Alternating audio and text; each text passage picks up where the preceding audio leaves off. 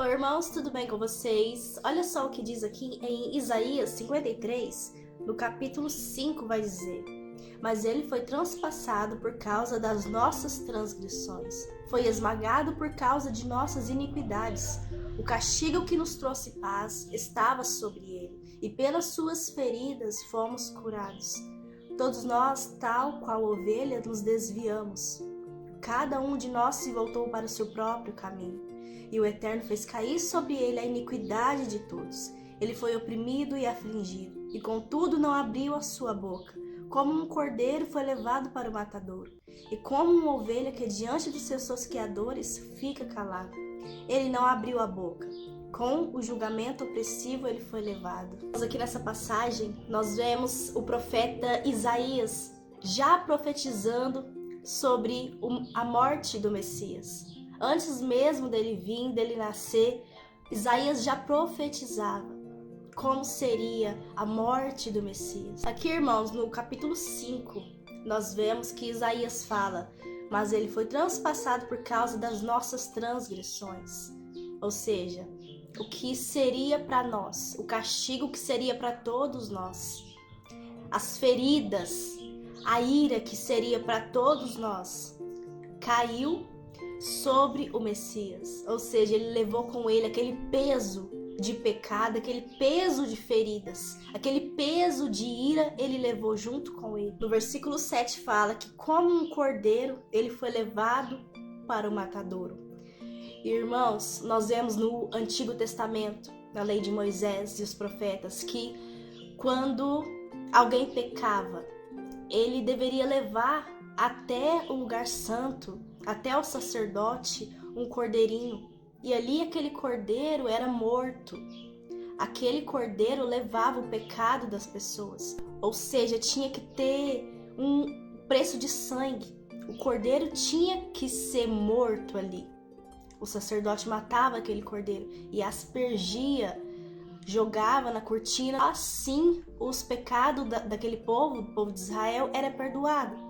Apenas levando um cordeiro, o cordeiro tinha que ser sacrificado para ser pago no lugar da pessoa. Ou seja, aquele animalzinho morria no lugar da pessoa. E com o Messias, irmãos, não foi diferente.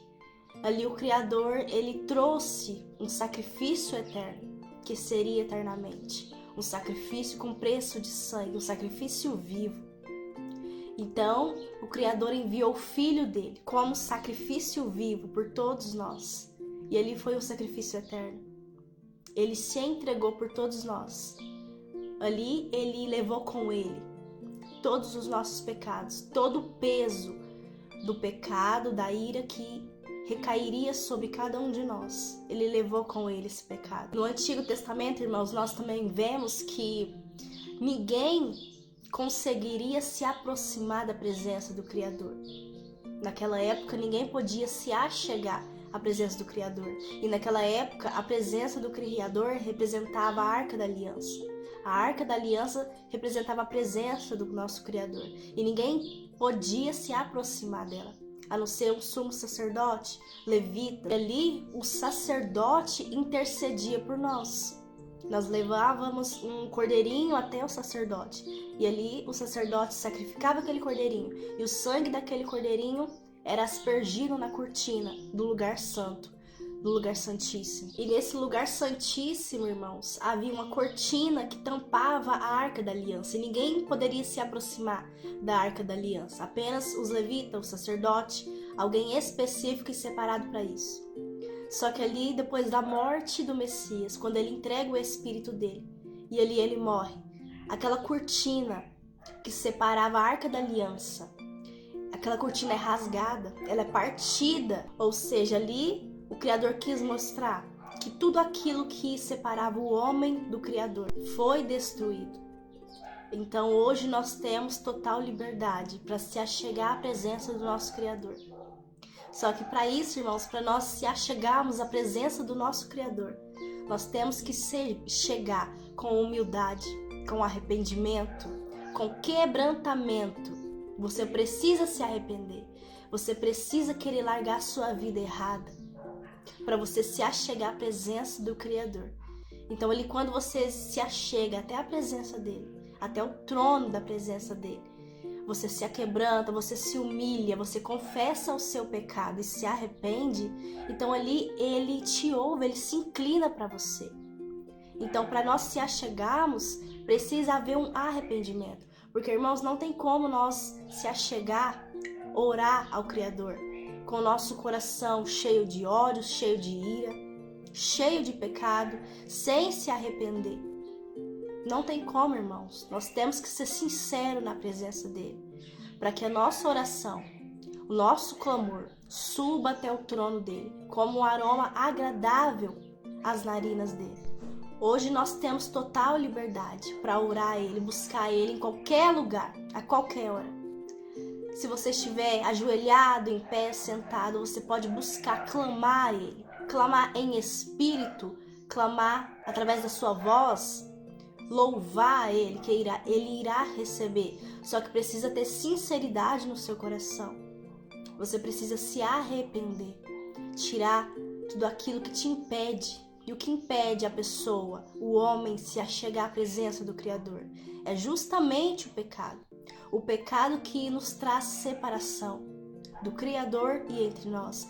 O pecado cria uma barreira, um impedimento. E é ele que nos impede de se achegar. O orgulho também nos impede de se achegar. Porque a Bíblia mesmo fala que o Criador, ele se opõe aos orgulhosos. Ele resiste aos orgulhosos, mas ele concede graça aos humildes. Então que a gente venha se achegar à presença dele com humildade, com sinceridade, com verdade no coração. Que nós venhamos, irmãos, se achegar à presença do Criador, com a intenção de servi-lo, com a intenção de ser sincero, com a intenção de viver uma vida reta. Porque hoje, irmãos, nós não precisamos, nós não somos dependentes de um sacerdote. Porque hoje nós temos o nosso sumo sacerdote, que é justamente o Messias. Antigamente, na lei de Moisés e os profetas, quem intercedia pelo povo eram os sacerdotes, que faziam ali o sacrifício do cordeirinho. Só que hoje, quem intercede por nós, por todos nós, é o nosso sumo sacerdote, o Messias, que foi morto no madeiro, como sacrifício vivo pelos nossos pecados. Então hoje ele intercede por nós, hoje ele nos mostra o caminho até o Pai. E a Bíblia fala, irmãos, que ninguém vai ao Pai, a não ser por ele. Ou seja, quando você quer se achegar ao Criador, criar intimidade com o Criador, você precisa passar por ele, você precisa aceitá-lo como seu único e suficiente Salvador da sua vida. Você precisa crer nele, que ele existe, que ele morreu por você. Você precisa confessá-lo e batizar nas águas, emergir nas águas. E em Marcos 16, versículo 16 vai dizer, irmãos, aquele que crê e for batizado será salvo, mas aquele que não crê será condenado. Ou seja, aquele que crê no Messias, que ele veio e se entregou. Aquele que for batizado, emergido nas águas para a remoção de pecados, para uma vida nova, um novo renascimento. Então será salvo. Porque, irmãos, nós vemos que até o Messias, ele foi batizado por João Batista, sendo que ele não tinha pecado nenhum. E por que ele se batizou? Porque ele quis nos mostrar o caminho para ser salvo. Ele quis nos dar o exemplo do batismo nas águas. Então, se ele, o próprio Criador, o próprio Altíssimo, cheio de glória, que não tinha pecado nenhum, ele foi batizado, quem dirá nós, irmãos, os falhos e pecadores? Então nós temos que seguir os passos do Messias, andar como ele andou, ser santo como ele é santo, para que a gente possa herdar o reino dos céus. Porque ele voltará, irmãos. Ele voltará para julgar as nações e retribuir a cada um de acordo com aquilo que fez. Seja as obras boas, as obras más. Por isso que temos que nos consertar, se santificar a cada dia, buscá-lo enquanto há tempo, enquanto o Espírito está sobre a terra, enquanto há arrependimento, enquanto o Evangelho está sendo pregado a todas as nações. Porque haverá um dia, irmãos, que tudo isso vai acabar. Nós temos que